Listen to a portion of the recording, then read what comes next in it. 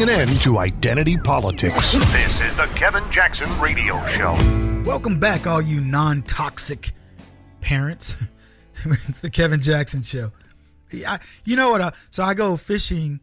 Well, I went fishing with a friend of mine. It was 30 guys and a friend of mine, very wealthy man. He paid for all of us to go. We had this great trip near Alaska. And I'm watching a couple of guys brought their sons. Because, we had a couple of openings at the end where some people couldn't make it. So the gentleman said, hey, bring your kiddos. And so a couple of guys got to bring their sons. I wish I could have brought my son, but he was in school. But anyway, so we go up there and I'm watching these dads with their sons. I'm watching all of us interact, all the guys, and we're having a great time. And then I'm watching the fathers with their sons, and they're going out on the boat together. We come back and they're rooming together, and you watch their interactions, shooting pool. Pardon me. I met Rick Santorum's son there, and you could tell the kid just warmed to me.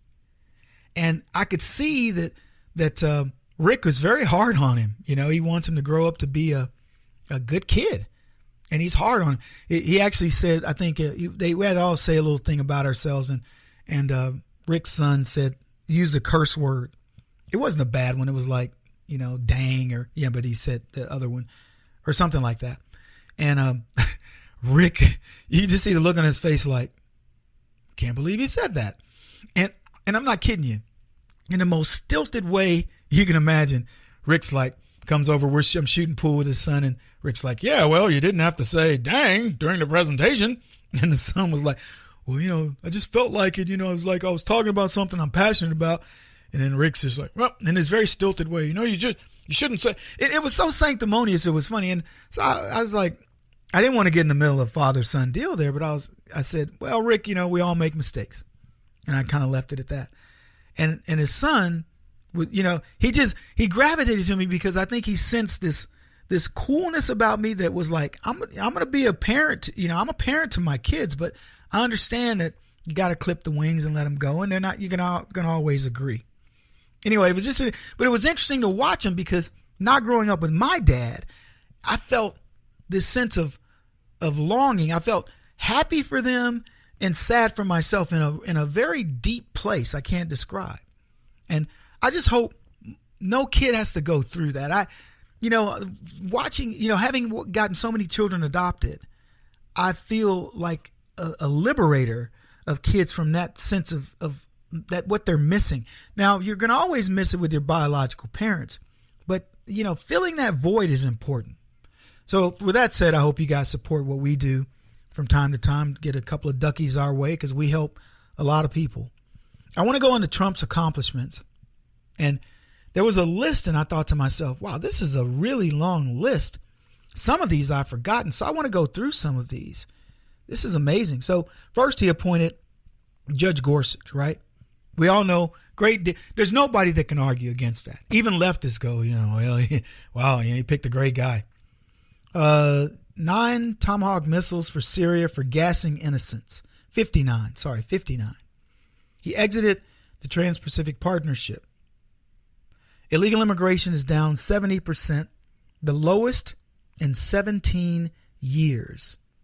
Now, I bet you some of this stuff is old because I bet these numbers are even higher. Consumer confidence highest since 2000. The index that they used was 125.6. I don't know what it is now, but my bet is it's higher. Mortgage applications for new homes risen to a 7-year high.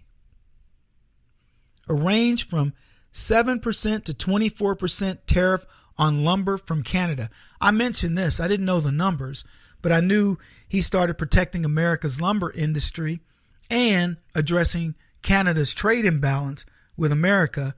In one fell swoop, he was able to do that. Bids for the border wall are underway.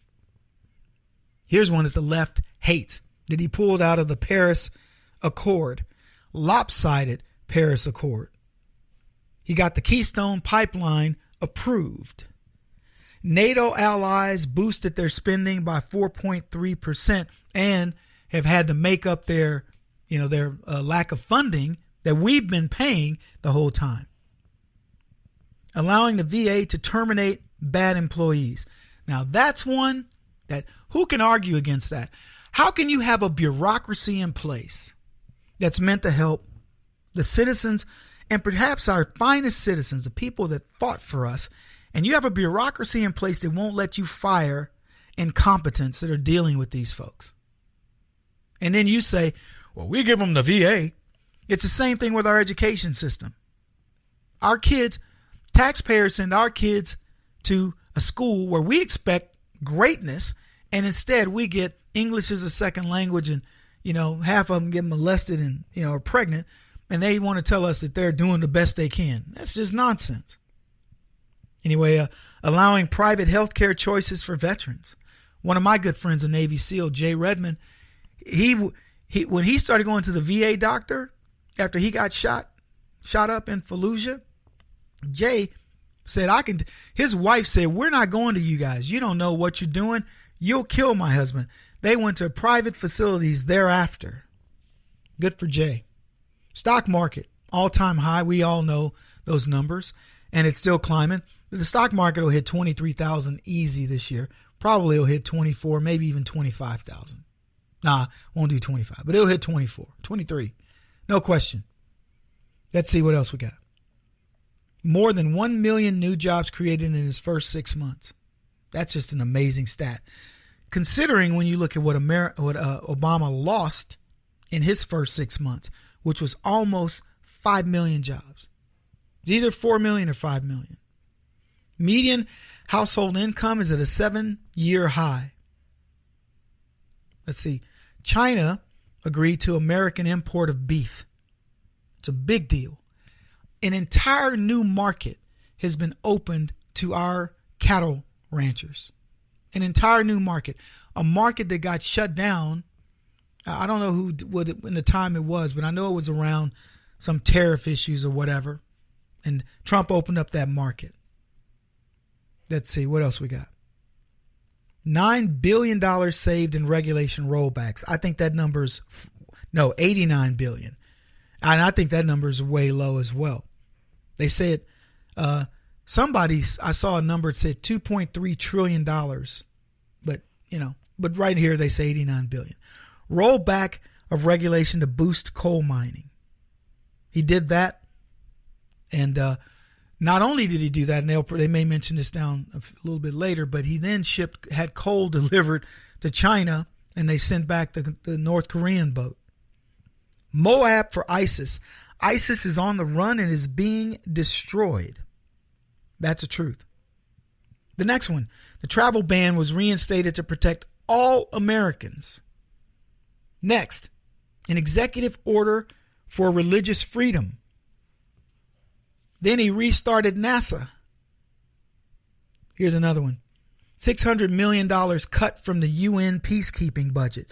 That's a rounding error for the U.S. anymore, but it's still $600 million taxpayers don't have to come up with. He targeted MS-13 gangs, called them out by name. Started deporting violent illegal immigrants, mostly gang leaders, and dared the left to challenge him on his policy. By the way, just learn France is doing the same.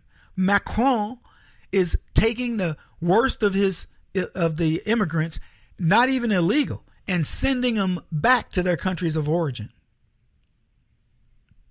Donald Trump signed 55 bills into law as of 8/25.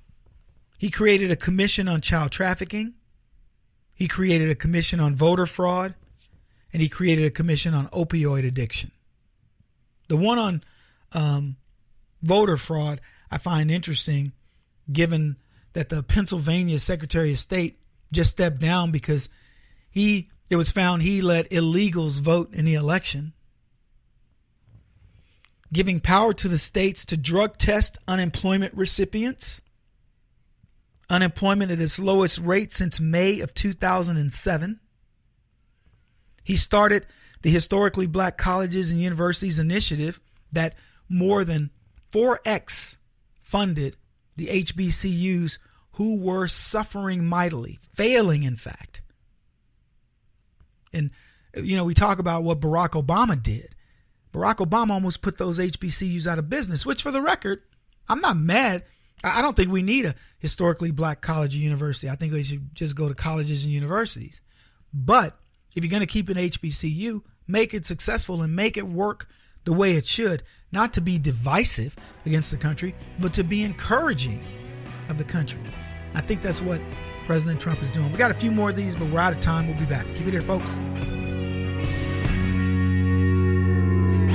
He won't stop until he's the top-rated radio talk show host in America. What kind of weird competitive freak are you? This is the Kevin Jackson Radio Show.